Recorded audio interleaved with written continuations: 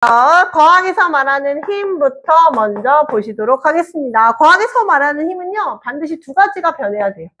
무엇과 무엇이 변해야 되냐면, 모양과 운동 상태가 변해야 돼요. 모양과 운동 상태가 변하면 우리는 과학에서 뭐 받았다? 힘 받았다 라고 말해요. 깨지거나 펴지거나 이런 모양이 변하거나 아니면 정지했던 게 멈추거나 멈췄던 게 정지하거나 동력이 바뀌거나 또는 선생님이 축구공이 발로 뻥 찼어. 그럼 축구공에 맞는 순간 모양 찌그러지고 이렇게 날아가는 운동 상태가 변하는 거나 이 두 개가 동시에 변할 때 우리는 힘을 받았다라고 말하고요. 힘의 단위는 N이라고 쓰고 뭐라고 읽어요? 뉴턴이라 읽어요. 자, 그거 기억하시면 되고요. 자, 힘의 3요소를 보시도록 할까요? 자, 힘의 3요소. 힘의 3요소는 우린 뭘 말하는 거냐면 힘이 어디서 시작됐는지, 힘의 작용점, 그리고 힘의 방향, 그리고 힘이 얼마만큼 큰지, 크기, 요 세 가지를 잘 표현한 걸 우리는 힘의 3요소가 잘 표현됐다라고 표현을 하거든요. 근데 이 힘의 3요소를요, 뭐로 표현하냐면 요렇게 화살표로 표현을 합니다. 자, 한번 시작해 볼게요. 자, 힘이, 자, 화살표 요 시작점. 이게 바로 작용점을 의미하고요. 화살표의 요 방향이 가리키는 게 힘의 방향이에요. 그래서 만약에 방향을 읽으세요 라고 하면 오른쪽이니까 동쪽이라고 쓰셔도 되고요. 네, 오른쪽이라고 쓰셔도 되고요. 자, 아무튼 동쪽 쓰시면 되고요. 참고로 왼쪽은 서쪽이고요. 위쪽은 북쪽이고요. 아래쪽이 남쪽입니다. 자, 그거 기억해 주시고, 자, 선생님이 시험 문제 어떻게 나왔냐면, 여기 거리가, 여기 길이가 10cm였대요. 그런데 문제에서 어떻게 이렇게 알려줄 수 있냐면, 1cm는 2N이다 라고 알려줬대요. 눈치채셨죠? 야, 이 화살표의 길이가 뭘 의미한다? 힘의 크기를 의미한다. 그럼 크기를 한번 읽어볼까요? 1cm가 2N이면 10cm는 몇 N? 그렇죠. 20N입니다. 라고 쓰실 수 있으면 돼요. 됐죠? 그래서 힘의 3요소를 잘 표현할 줄 아시면 된다는 거. 그러면 봐요. 이런 문제가 나올 수가 있어요. 예를 들어 볼게요. 선생님이 이렇게 지표면을 이렇게 그려놓고요. 화살표를 이렇게 힘으로 그려놓는데요. 자, 여기서 시작된 요 힘을요, 이렇게 표현을 할 수 있어요. 잘 봐요. 다음 이 그림은 오른쪽으로 작용하는 힘이 몇 뉴턴을 표현한 거냐면 20뉴턴을 이렇게 4cm로 표현을 했대요. 괜찮죠? 근데 문제에서 어떻게 나올 수 있냐면 작용점 일치시키고 방향이 왼쪽이라고 해놓고 몇 뉴턴으로 표현하라고 얘기했냐면 40뉴턴으로 표현해보래요. 작용점 일치시키고 왼쪽으로 한 다음에 40뉴턴을 표현하세요 라고 문제에서 나왔어. 그럼 여러분들 어떻게 하시냐면 자, 봐봐요. 자, 여기 이렇게 나무 토막을 그리시고요. 작용점을 일치시키니까요. 왼쪽이라고 해서 여기서 시작하게 그리시면 안 되고 여기서 시작하셔야 돼요. 자, 작용점 이렇게 일치시켰죠? 자, 그리고 나서 왼쪽으로 갑니다. 그런데 20N이 4cm였잖아요. 그럼 그거보다 2배의 40N이니까요. 이 길이를 몇 cm짜리를 찾으시면 되냐면 8cm짜리를 찾아주시면 돼요. 이런 식으로 나올 수 있으니까요. 이거 꼭 체크해 주시면 되겠습니다. 됐지요? 자, 여러분 힘의 합력은 아시죠? 합력은 두 가지의 힘이 한 가지로 표현하는 거. 그쵸? 반대 방향이면 빼시고 같은 방향이면 더하시고. 오케이, 그런 거 하실 수 있으니까요. 바로 저는 중력으로 넘어가 보도록 하겠습니다. 자, 보세요. 중력이요. 중력은 지구와 물체를 잡아당기는 힘이죠. 자, 여러분들 저한테 중력, 탄성력, 마찰력, 부력 이렇게 네 가지를 배웠잖아요. 가장 기본적인 게 뭐냐면 방향을 물어보는 문제는 반드시 나올 거예요. 그리고 그 중력이 어떻게 하면 커질 수 있는지 크기를 많이 물어볼 거예요. 자, 방향부터 우리 한번 선생님이 그림으로 그려드려 볼까요? 예를 들어요. 여기가 지구라고 봅시다. 얘가 지구예요. 지구에서 이런 물체들이 떨어진대요. 그러면 어디로 떨어질까요? 당연히 지구? 그렇지, 중심 방향. 그래서 중력의 방향을 쓰세요 라고 하면 지구 중심 방향입니다 라고 쓰시면 돼요. 지구 중심 방향으로 중력이 작용하고 있습니다. 그리고 시험에 자, 지구 중심 방향이 안 나왔어. 그러면 뭐가 나올 수 있냐면요. 잘 봐봐요. 여러분이 딛고 있는 이 땅하고요. 얘가 떨어지는 방향이 이렇게 수직이에요. 그 방향을 우리는 연직 방향이라고도 합니다. 그래서 연직 방향 또는 지구 중심 방향이라고 하면 그걸 중력의 방향을 잘 표현한 값이니까 체크해 주시면 되고요. 자, 중력의 크기가 커지려면요. 뭐가 커지면 되냐면 질량이 커지면 돼요. 그래서 문제에서 질량과 무게를 비교하는 걸 꼭 한 문제 내는데 난이도가 높아요. 요거 잠깐만 지울게요. 난이도가 높아요. 선생님이 쉽게 하는 거 이제 가르쳐 드릴게요. 잘 한번 보세요. 우선 질량이 뭐고 무게가 뭔지 정의 내리는 거 나오거든요. 자, 제가 물어보면 여러분 대답하실 수 있으셔야 돼요. 자, 질량의 정의가 뭐예요? 질량의 정의는 고유한 양이에요. 무게에 대한 정의는 뭐예요? 무게는 중력의 크기예요. 됐지요? 단위 써볼까요? 질량의 단위는 당연히 킬로그램, 그램을 말하는 거고요. 무게의 단위는 힘의 크기니까 당연히 뉴턴 쓰겠죠? 그럼 선생님 얘 뭐로 측정해요? 질량은요, 양으로 끝나니까 양 8저울 하고요. 윗접시 저울이요. 윗접시 저울이 질량 측정하는 거고요. 무게는 띵띵 용수철 저울로 측정을 합니다. 오케이. 그런데 자, 질량은 측정 장소에 따라 변한다, 변하지 않는다? 얘는 측정 장소에 따라 고유한 양이니까 일정해요. 변하지가 않아요. 근데 무게는 중력이 달라지면 변하거든요. 그래서 중력의 크기에 따라 얘는 변합니다. 요걸 물어봐요. 측정 장소에 따라. 그럼 봐봐요. 이제 여러분한테 공식화를 시켜서 한번 말씀을 드려볼게요. 여러분이 말하는 9.8을 곱하거나 9.8을 나누는 그건 어디에서만 하는 거냐면 반드시 지구에서만 합니다. 지구에서만 하셔야지 다른 데서 하시면 절대로 안 돼요. 지구에서만 어떻게 하시는 거냐면 만약에 문제에서 질량을 알려줬다. 지구의 질량을 알려줬다. 그런데 지구의 무게로 바꿔라 라고 하면 그 질량이나 9.8을 곱하면 지구의 무게로 바뀔 수 있어요. 그런데 만약에 지구의 무게를 가르쳐줬다. 그런데 질량으로 구해라 라고 얘기하면 반대로 9.8을 뭐 하시면 돼요? 나누시면 돼요. 이건 지구에서 해당한 값이야. 오케이. 자, 그러면 봐요. 요걸 기억하신 다음에 여러분이 기억하실 게, 자, 지구 무게 말고요. 달 무게요.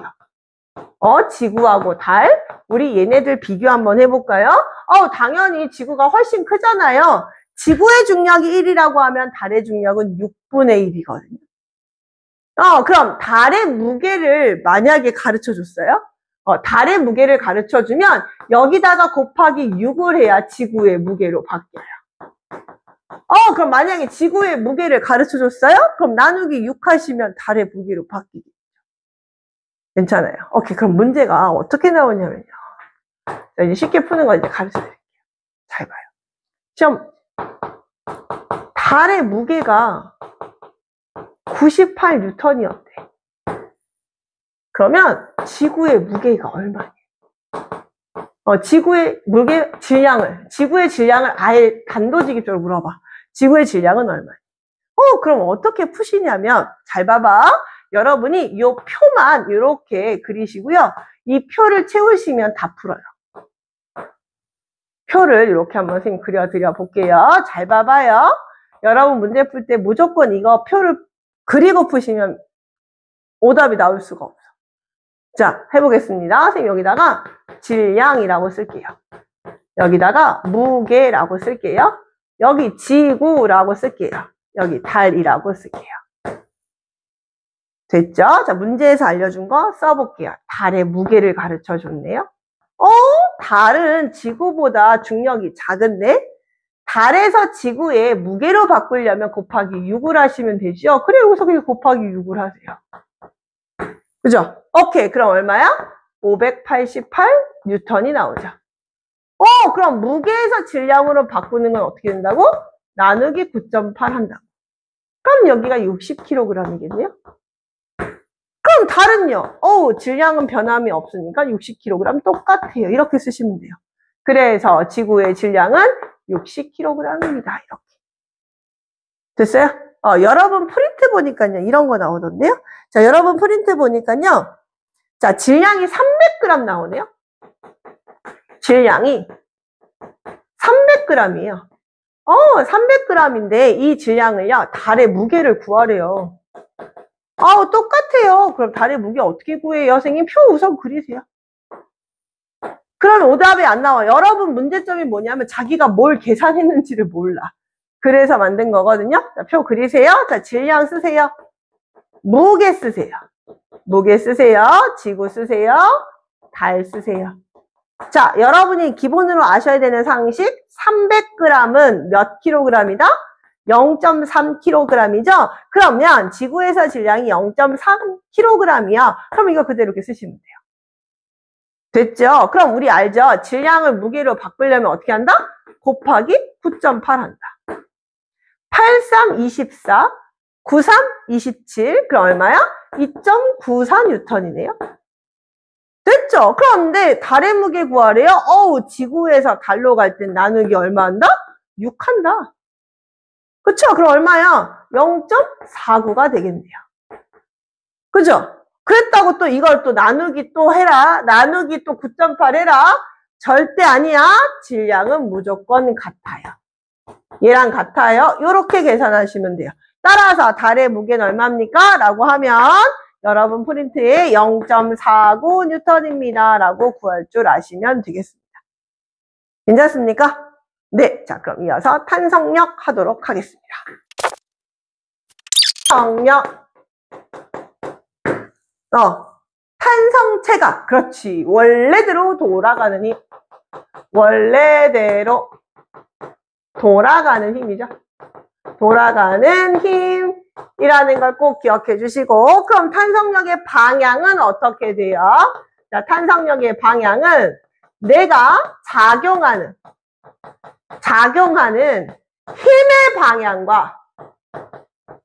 힘의 방향과 반대 방향이에요. 내가 작용하는 힘과 어떤 방향? 반대 방향입니다. 작용하는 힘과 반대 방향이 탄성력입니다. 라는 거 기억해 주시고, 탄성력의 크기는 용수철의 늘어난 길이와 비례합니다. 즉 무슨 말이야? 용수철이 많이 늘어나면 늘어날수록 탄성력이 커져요. 그거예요. 그거예요. 자, 변형된 정도하고 똑같아요. 자, 그러면 여러분한테 나올 수 있는 예제 문제가 정해져 있지요. 그래프가 나올 거예요. 여러분 우리 많이 풀어봤죠? 자, 여기에 늘어난 길이라고 적혀 있어요. 자, 선생님 마음대로요. 5N을 매달았더니 2cm가 늘어나는 용수철이래요. 그러면 10N이면 4cm, 15N이면 6cm 이렇게 비례관계 그래프가 그려질 거예요. 그러면 여기서 문제. 자, 용수철의 원래 길이는 선생님 마음대로 10cm였대요. 그 원래 길이인 10cm에다가 제가 줄을 매달았는데 몇 cm짜리의 몇 뉴턴의 줄을 매달았냐면 선생님 마음대로 40N을 매달았대요. 그러면 문제, 용수철의 늘어난 길이는 얼마예요? 용수철의 늘어난 길이는 얼마입니까? 라고 문제 낼 수 있고요. 두 번째 문제, 전체 길이. 용수철의 전체 길이는 얼마입니까? 라는 문제 나올 수 있어요. 자, 이 늘어나는 길이는 이 비례 그래프를 보고 푸시면 돼요. 자, 봐봐요. 5N 매달았더니 몇 cm 늘어났다고? 2cm 늘어났다고. 그대로 비례식. 5N 매달았더니 2cm 늘어났어.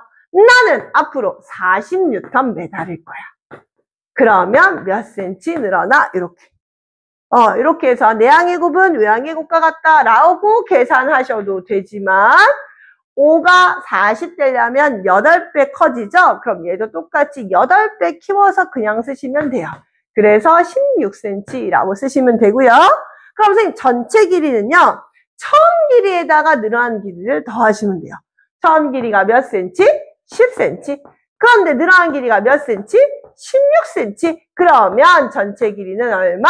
26cm입니다. 이런 식으로 구해주시면 되겠습니다. 자, 용수철의 원래 길이를 알고 이렇게 그래프로 해석하는 문제가 가장 기본적인 문제고요. 만약에 난이도가 좀 올라간다. 난이도가 올라간다라고 하면 원래 길이를 구하라는 문제도 나올 수 있어요. 예를 하나 들어볼게요. 선생님이요, 10N을 매달았더니 용수철의 전체 길이가요. 용수철 전체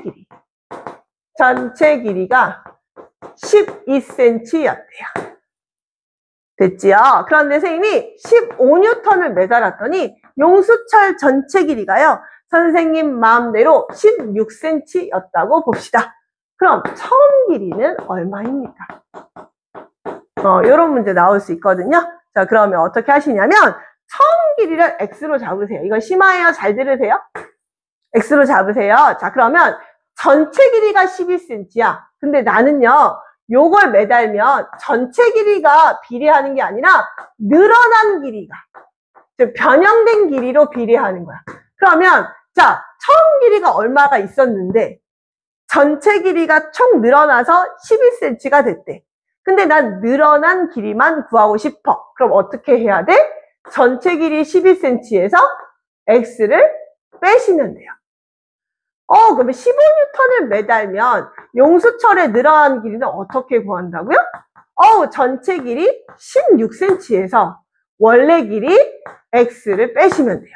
왜냐면 여기 15N을 매달하니까 몇 cm라고 했어요? 16cm라 했잖아요. 그래서 16에서 이 x를 빼시면 돼요. 그리고 비례식 세우시면 돼요. 자, 보세요. 10N일 때 몇이요? 12 마이너스 x요. 그런데 15N일 때는 얼마요? 16 마이너스 x요. 이거 구하시면 돼요. 오케이? 그래서 자, 이렇게 곱하셔가지고 15, 12 마이너스 x는 10, 16 마이너스 x 요거 계산하시면 되죠? 그럼 분배법칙 이렇게 하시면 되겠네요. 자, 요거 곱하시면 얼마일까요? 150, 180인가요? 그죠? 오케이. 180 마이너스 15x는 얼마? 요거 160 마이너스 10x 요거 계산하시면 되죠? 그쵸? 이렇게 분배법칙 하시면 돼요. 이렇게 곱하시고 이렇게 곱하시면 돼요. 그죠? 자, 요거 x 정리해볼까요? 1로 이항하셔서 빼면 요거 5x고요. 자, 요거 이렇게 이항해서 빼면 20이 되겠네요. 그죠? 그럼 약분하셔서 얼마냐면 x는 원래 길이는 얼마? 4cm입니다. 이렇게 구하시면 돼요. 그러면 진짜로 맞는지 보자. 여기다 4를 넣으시면 여기다가 전체 늘어난 길이는 얼마야? 8cm죠. 그럼 여기다가 4를 넣어보시면 늘어난 길이가 얼마야? 그렇죠. 뭐야? 12cm죠. 그죠? 자, 8대 12 몇 대면? 2대 3이죠. 4, 2, 8, 4, 3, 12. 2대 3이죠? 얘도 똑같이 2대 3이죠. 오케이. 이렇게 비례 관계로 맞는지를 확인하는 문제. 난이도가 높은 문제야. 만약에 나오게 되면 요 문제가 나오게 되고요. 기본적인 문제는 요 문제니까요. 요거는 꼭 맞춰주시면 되겠습니다. 됐습니까? 자, 마찰력 보실까요? 자, 보시면 마찰력. 선생님 뭐 중요하다 했어? 그래요. 방향 그리고 크기. 그치? 자, 방향이 어떻게 작용해요? 자, 방향은요. 아까 탄성력은요. 여러분 꼭 기억하시게 탄성력은 내가 잡아당기거나 민 거의 반대 방향이야. 즉 작용하는 힘의 반대 방향이야. 잡아당기면 탄성력은 그거의 반대 방향으로. 밀면 탄성력은 그거의 반대 방향이야. 작용하는 힘이었어요. 그런데 마찰력은 운동하는 방향의 반대야. 운동 방향과 반대 방향으로 작용합니다. 반대야. 왜냐하면 마찰력이라는 정의를 내리면 무슨 뜻이냐면 운동 상태를 뭐 하는 힘이야? 그렇지. 운동 상태를 방해하는 힘이야. 운동 상태를 방해하는 힘을 우리는 마찰력이라 하기 때문에 운동 방향을 반대 방향으로, 운동하는 방향과 반대 방향으로 마찰력이 작용합니다. 자, 보세요. 그걸 여러분이 이해할 수 있나 한번 보시도록 할게요. 자, 마찰력의 방향을 고르시래요. 그리고 놓고, 자, 이렇게 A, B, C, 그리고 D 이렇게 나올 수 있다고요. 그럼 여러분이 보실 게, 자, 이렇게 경사로에서 물체를 놓으면요. 물체는 당연히 경사면을 따라서 내려갈 거야. 그쵸? 오케이. 그러면, 요렇게 갈 거야. 이게 운동 방향이란 말이야. 그러면 마찰력은 그거의 어떤 방향? 그렇지. 반대 방향. 그래서 마찰력은 얼마예요? 라고, 어느 방향이에요? 라고 하면 D예요. 라고 말해주면 돼. 됐죠? 자, 마찰력은 반대 방향이라는 거 기억해 주시고, 그 다음 선생님이 알아야 되는 게 뭐라고요? 크기 알아야 된다 했어요? 어떻게 하면 마찰력이 커져? 두 개의 조건만 기억하시면 돼요. 어떻게? 무게가 어떨수록? 그렇지. 무거울수록. 두 번째, 접촉면의 거칠기가 어떨수록? 그렇지. 거칠기가 거칠수록. 그쵸? 그래야 마찰력이 커지죠? 근데 꼭 기억할 거. 뭐는 관계없다고? 그렇지. 접촉면. 접촉 면적하고는 관계가 없어요. 접촉 면적이랑은 아무런 관계가 없는 게 바로 마찰력이야. 관계가 없다는 거 꼭 기억해 주세요. 그럼 선생님, 접촉 면적하고는 관계가 없는데요. 그거에 관련된 문제가 뭐가 있나요? 자, 봐봐요. 선생님이 세 가지의 상황을 한번 한번 해볼게요. 자, 봐봐. 보시면 제가요, 요렇게 접촉을 이렇게 해놓고요. 선생님이 물체를 이렇게 놔볼게요. 눕혀서 눕힌 거를 선생님이 두 개, 그쵸?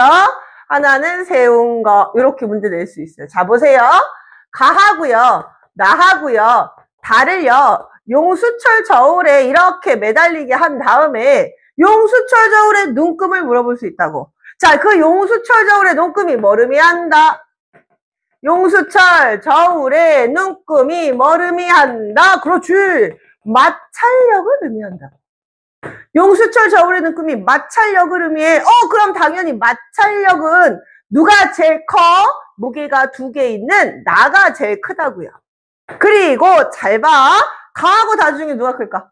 자, 하나를 눕힌 거고, 가는 물체를 눕힌 거고, 다는 물체를 세운 거야. 다시. 가는 물체를 눕힌 거고요.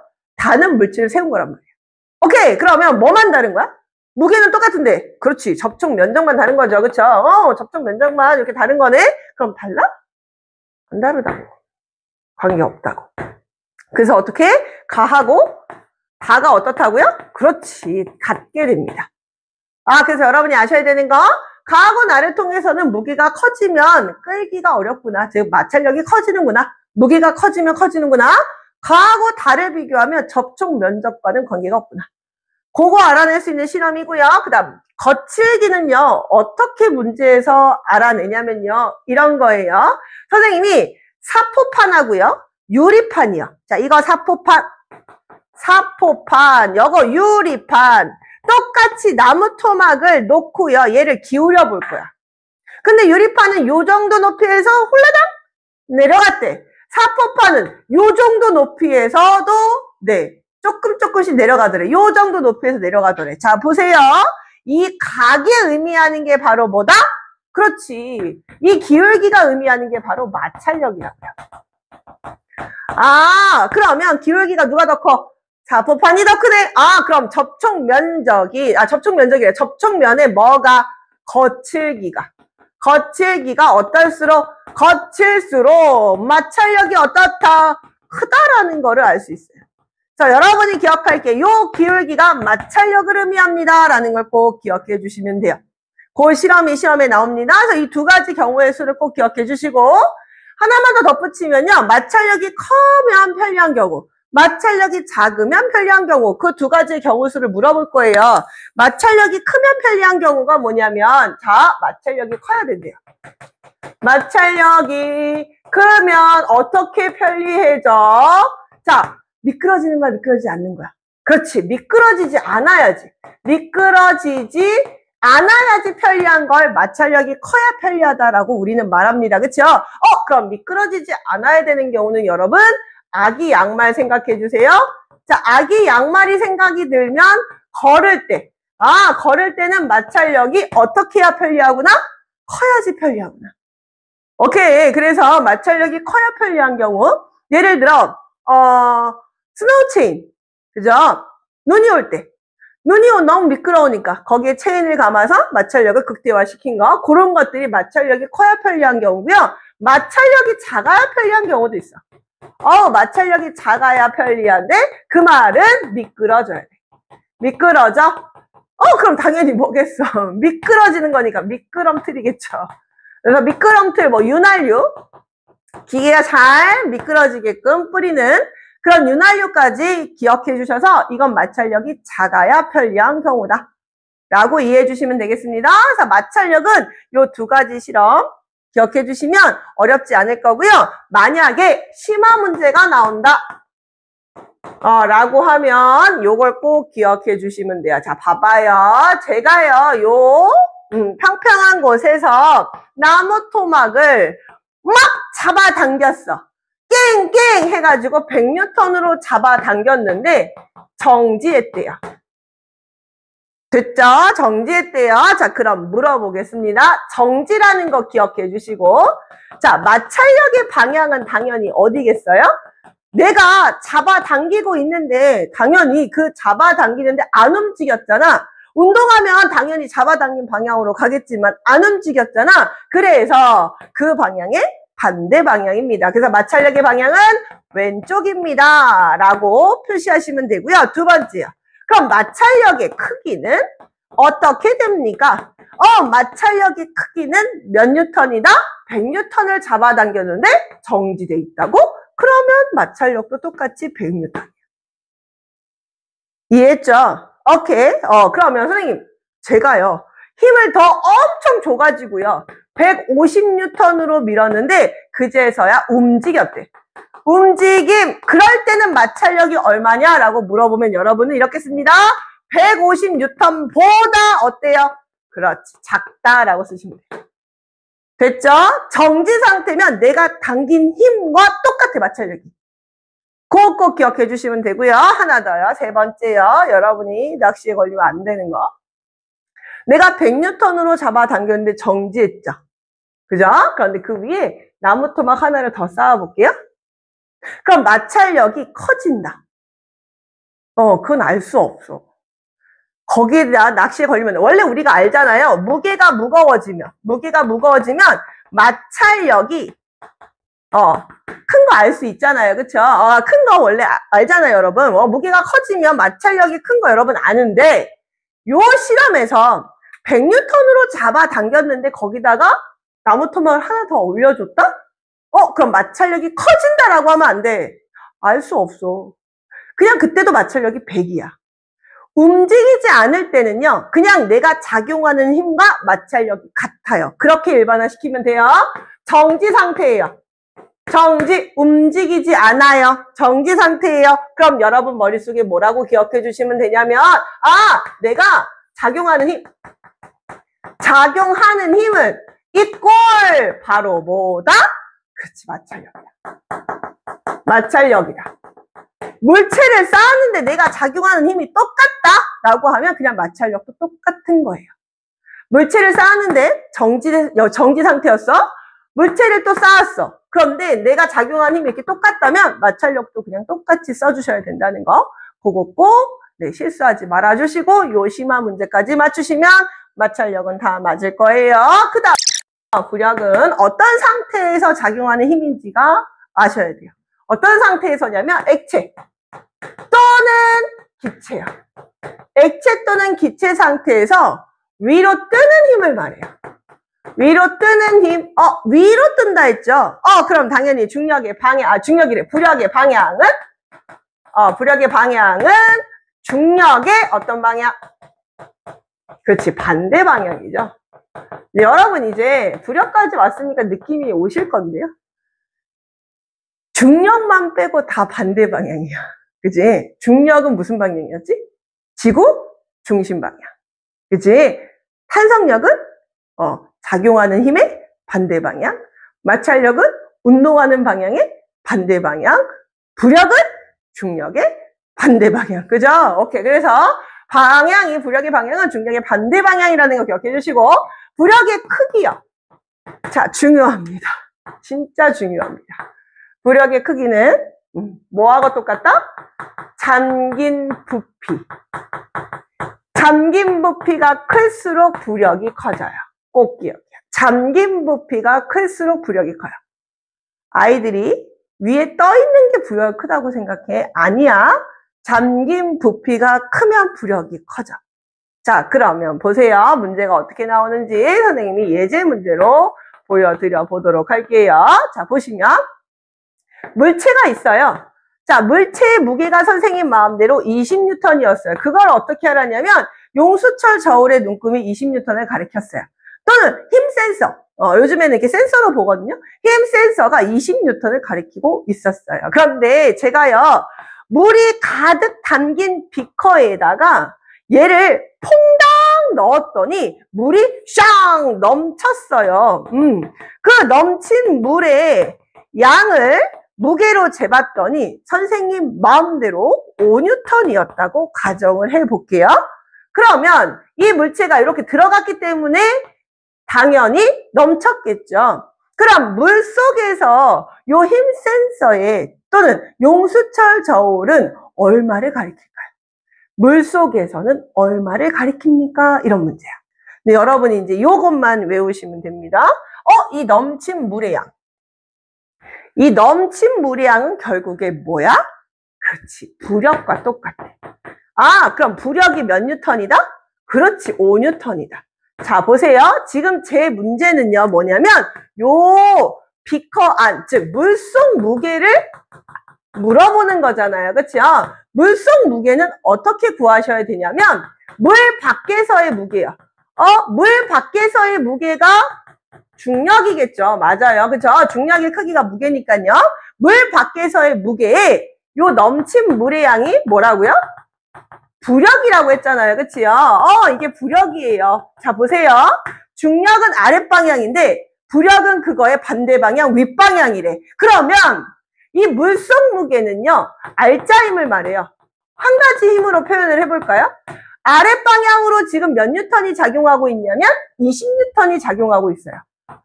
그런데 넘친 물의 양이 부력이라며 넘친 물량이 윗방향으로 5뉴턴이 작용해요. 그럼 같은 방향이야, 반대 방향이야? 반대 방향이죠. 그럼 알짜 힘은 어떻게 구해? 그래요, 빼는 거죠. 그래서 물속 무게는 물 밖의 무게에서 넘친 물량을 어떻게 한다고요? 뺀다고요. 빼기 하시면 돼요. 됐죠? 그럼 선생님 반대로요. 반대로 물 밖의 무게를 구하라고 나올 수 있어요. 물 밖의 무게가 결국에 뭐예요? 중력이잖아요. 그렇죠? 그러면 이 중력은 어떻게 구해요, 선생님? 물속 무게는 알짜 힘의 무게예요. 알짜 힘이에요. 부력이 작용한 알짜 힘이에요. 중력과 부력이 동시에 작용한 게 바로 물속 무게잖아. 거기에다가 넘친 물량을 어떻게 한다? 그렇지. 더하시면 됩니다. 이때는. 오케이. 그래서 보시면, 여기서는 힘 센서가 15N을 가리킬 거예요. 그렇지? 왜요? 20N, 요 중력에서 요 부력을 뺀 값 15N이고요. 만약에 요 20N을 물어보게 되면, 물 속에 있는 요 무게에서 요 부력을 어떻게 하면 된다고?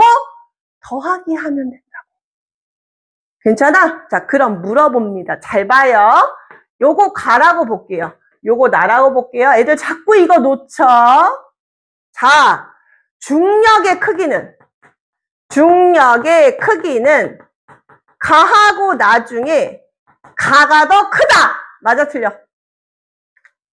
제발 틀려. 가하고 나가 같아요. 중력의 크기가 내가 뭐라고요? 추의 무게라고요. 무게는 둘 다 20N. 둘 다 20N이라고요. 무게는 20N이야. 근데 선생님 왜 물속 무게는 15N이 된 거예요? 그 물속 무게는 알짜 힘이야. 20N의 중력이 작용하고 있는데 부력이 5N이 작용했기 때문에 15N으로 보이는 거지 물속에서 무게가 줄어드는 게 아니라는 걸 꼭 기억해 주세요. 물속에서 무게가 줄어드는 게 아니야. 중력의 크기, 즉 무게는 변함이 없어요. 그래서 양쪽 모두가 20N이다라는 걸 꼭 기억해 주셔야 돼요. 됐지요? 오케이. 그거 꼭 체크하시면 요 문제가 나올 거예요. 배점이 높을 겁니다. 그거 꼭 체크해 주시고요. 자, 두 번째 예제는 이렇습니다. 두 번째 예제는 여러분, 요렇게 가지고요, 아마. 자, 시험 문제가 이렇게 나올 거예요. 부피가 동일한이라는 말이 반드시 나올 거야. 부피가 동일하대요.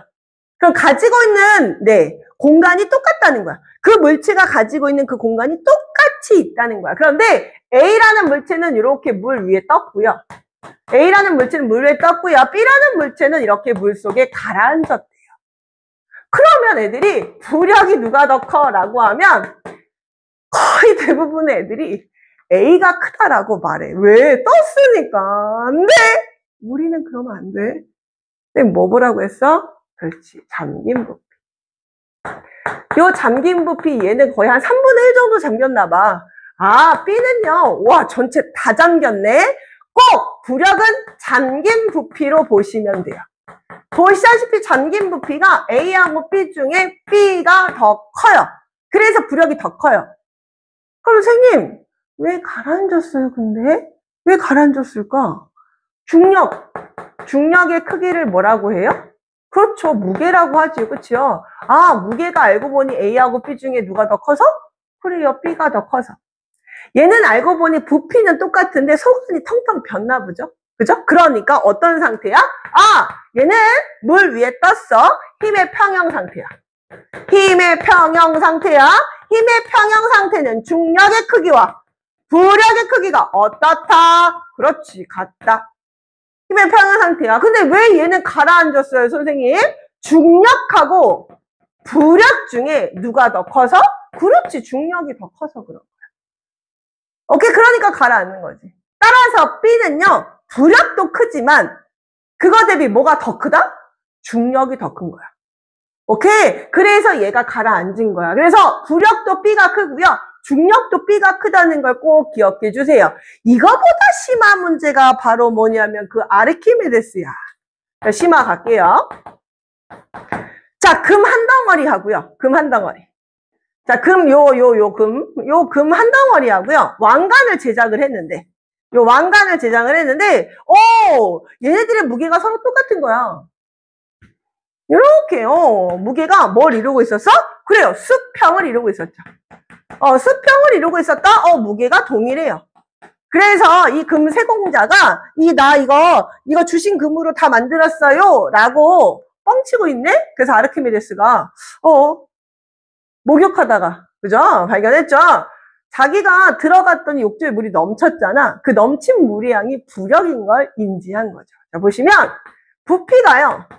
보시다시피 얘는요, 엄청 조그맣죠? 근데 얘는 엄청 크죠? 부피가 얘가 더 큰 거야. 그죠? 그럼 당연히 잠긴 부피도 누가 더 클까?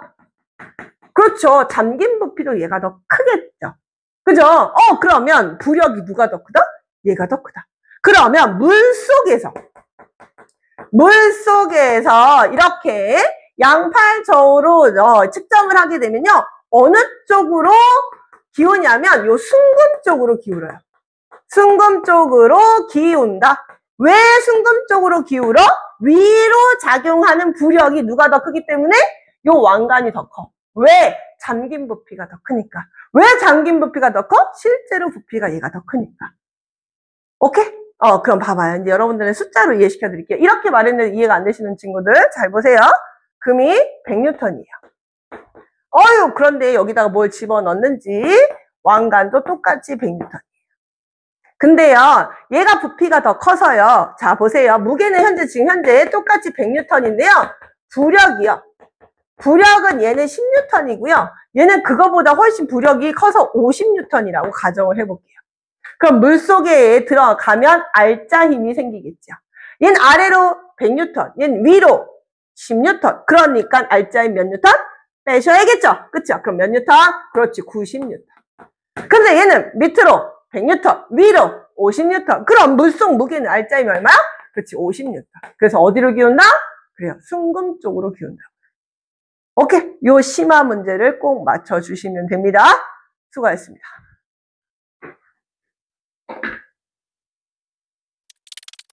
봐봐요. 이제 여러 가지 운동 설명드리기 전에 알짜 힘이 0인 경우부터 해서 쭉 차분히 설명을 해드릴 테니, 자, 여기는 너무 쉬워. 그래서 여러 가지 운동 다 맞춰주세요. 잘 봐봐요. 선생님, 첫 번째, 알짜 힘이 0일 때야. 알짜 배기의 힘이 0일 때. 알짜 힘이 0일 때라는 말은요, 이런 거죠. 힘의 무슨 상태? 그렇지, 평형 상태.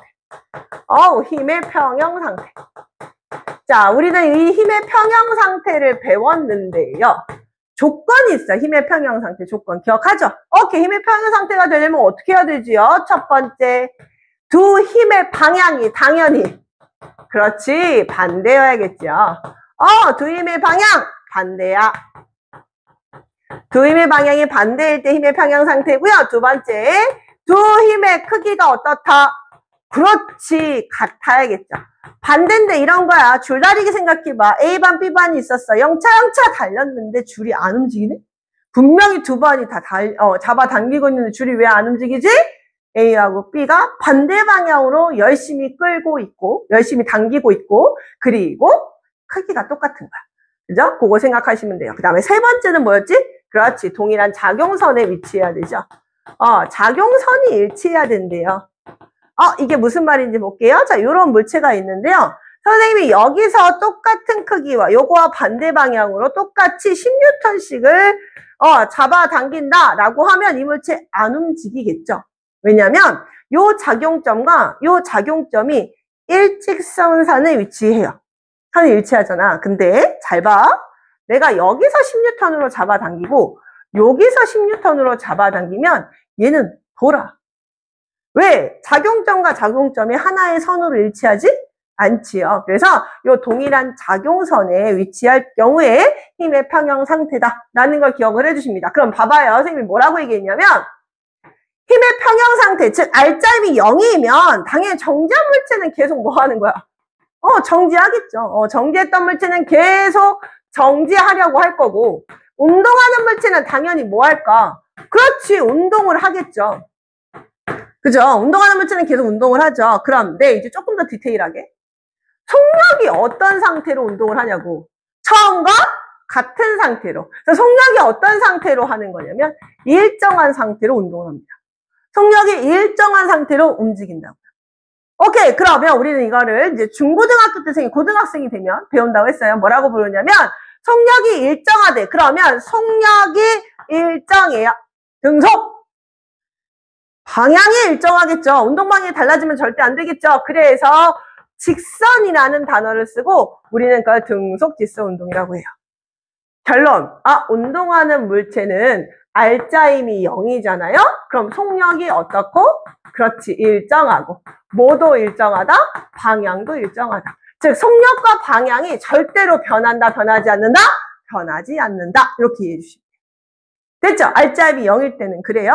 그래서 자 이렇게 R자임이 0인 걸 선생님이 다중성광사진이라 해서 이런 거야. 따다다다다다다 초를요 똑같이 촬영하는 시간을 똑같이 맞춰놓은 상태에서 물체가 움직일 때 동시에 촬영을 하게 되면 얘가 만약에 공이 오른쪽으로 굴러간다고 볼게요. 그걸 연속으로 촬영을 하면 이렇게 촬영이 돼요. 이렇게 촬영이 되겠죠? 오케이. 그럼 봐봐요. 이 공과 공 사이에 이 간격이 뭘 의미하냐면 바로 속력을 의미해요. 오케이. 자, 그 간격이 속력인데, 간격이 모두 어때요? 그렇죠. 일정하죠. 그래서 속력이 어떤 운동이라는 거 우리가 인지해? 일정한 운동. 그래서 다중성광사진이라 부르거든요. 요 물체 공이 움직이는 그 간격이 일정하면 우리는 R자임이 0이다라고 말할 수 있어요. 괜찮습니까? 오케이. 그래서 요거를 꼭 기억을 좀 해주세요. 그럼 선생님, R자임이 있을 때는 어떻게 돼요? R자임이 있는 경우. 자, R자임이 있어요. 그러면, 근데 그 R자임이 운동 방향과 어떤 방향으로 있는지에 따라서 좀 이제 나누어져요. R자임이 운동 방향과 어떤 방향으로 있어요? 그거를 기준으로 문제가 출제가 돼가지고요. 선생님이 이 표를 써드릴 거예요. 그러면 자 여러분들도 제가 이 표를요 기본 바탕을 먼저 이렇게 그려드릴 거거든요. 다 그리고 나서 이제 설명을 할 건데 만약에 본인이 외웠는지를 확인하고 싶으면 자 정지 버튼 누르시고 선생님이 아직 안 채운 거에다가 여러분이 쓰실 줄 아시면 돼요. 그거 꼭 연습하시고 시험 보세요.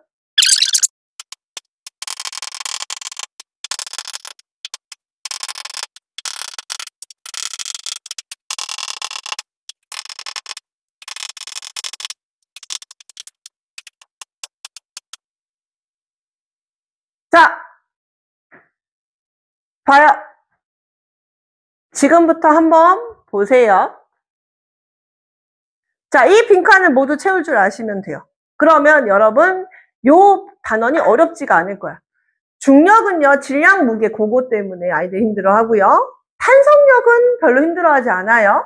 마찰력도 힘들어하지 않아요. 부력은요, 그 잠긴 부피를 정확하게 개념을 잡으시면 충분해요. 그리고 이거예요. 그래서 5단원이 쉬워지셔야 됩니다. 자, 요 표를 한번 완성을 시켜볼 건데요. 자, 이제 선생님이랑 같이 한번 해볼게요. 보자. 알짜 힘이 작용해요. 이놈의 알짜 힘이 작용을 하는데, 운동하는 방향과 어떨 때, 나란할 때는 어떻게 되냐고. 나란할 때 어떻게 되는지 우리 한번 해볼게요. 자, 같은 방향이래. 그럼 무슨 말이냐면, 자, 이 공이요, 오른쪽으로 움직이고 있는데, 내가 힘을 똑같이 오른쪽으로 주는 거야. 그러면 당연히, 자, 보세요. 공이 처음에는 간격이 이렇게 좁다가, 점점점 간격이 어떻게 돼요? 이렇게 넓어집니다. 선생님이 아까 요 간격이 뭘 의미한다고 말씀드렸죠? 그렇죠. 요 간격이 속력을 의미한다고 말씀드렸죠.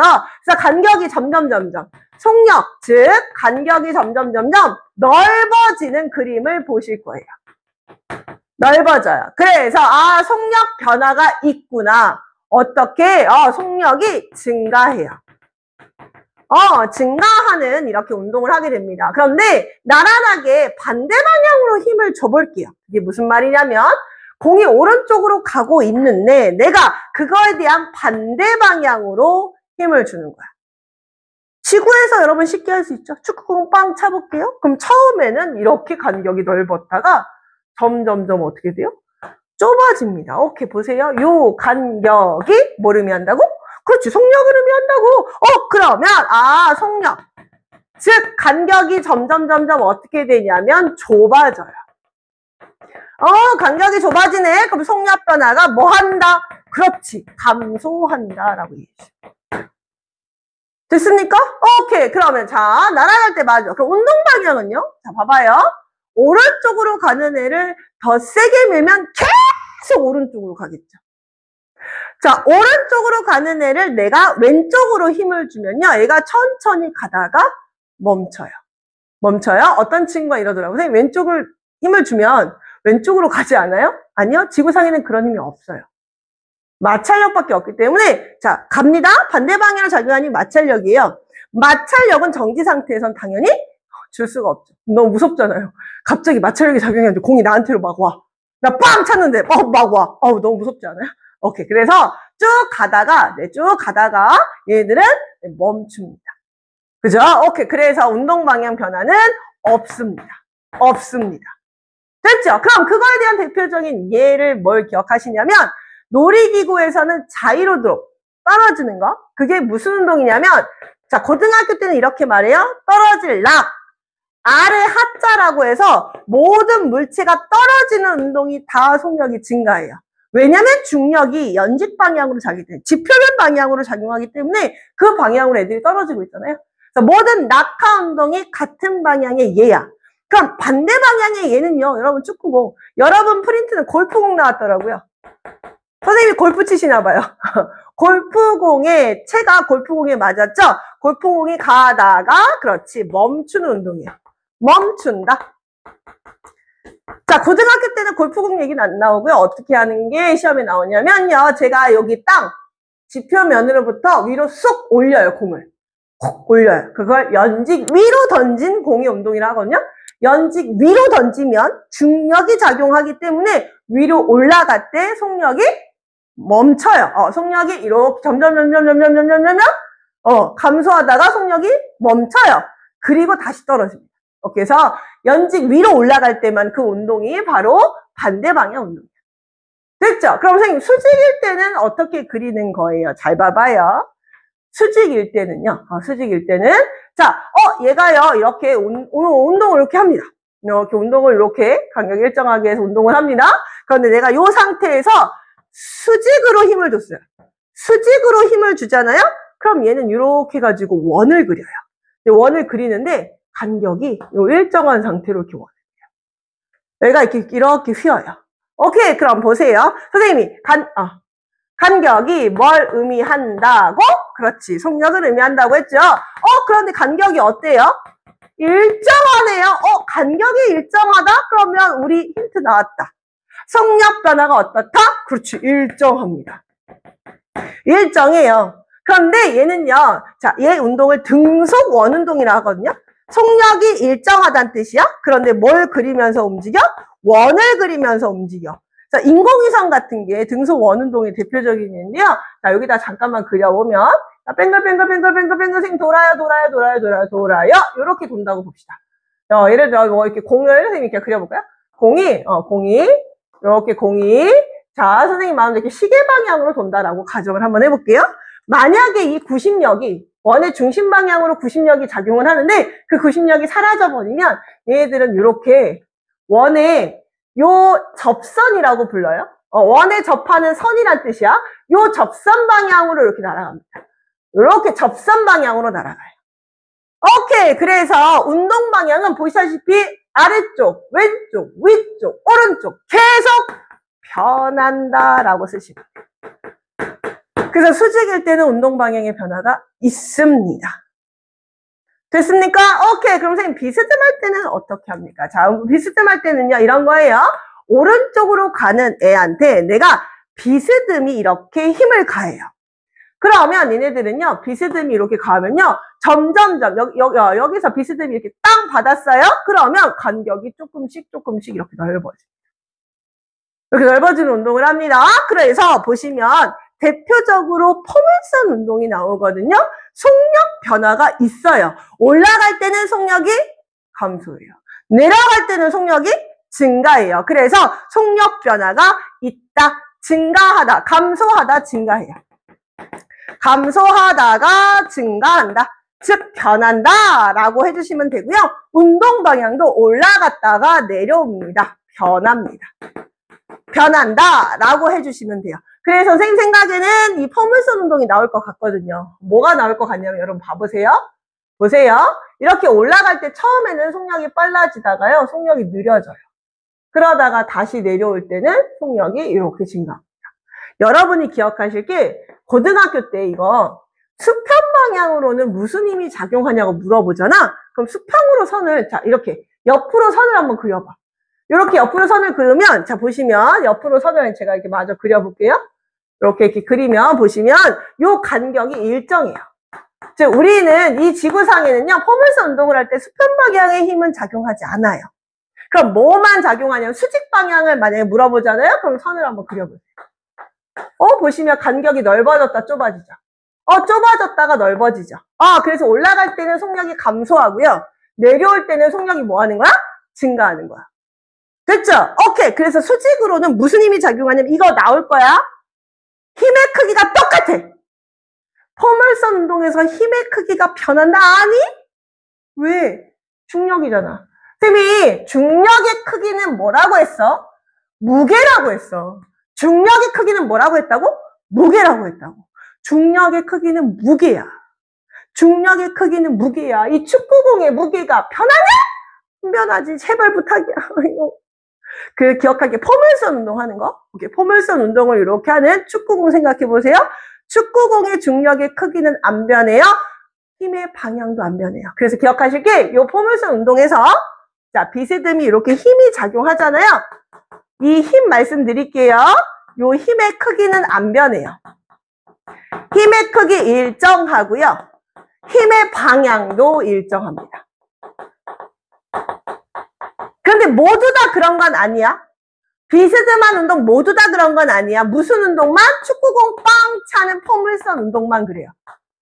바이킹처럼 왔다 갔다 하는 진자 운동은 또 아니야. 근데 여러분 프린트에 진자 운동이 안 나와 있어. 그래서 강조하는 거야.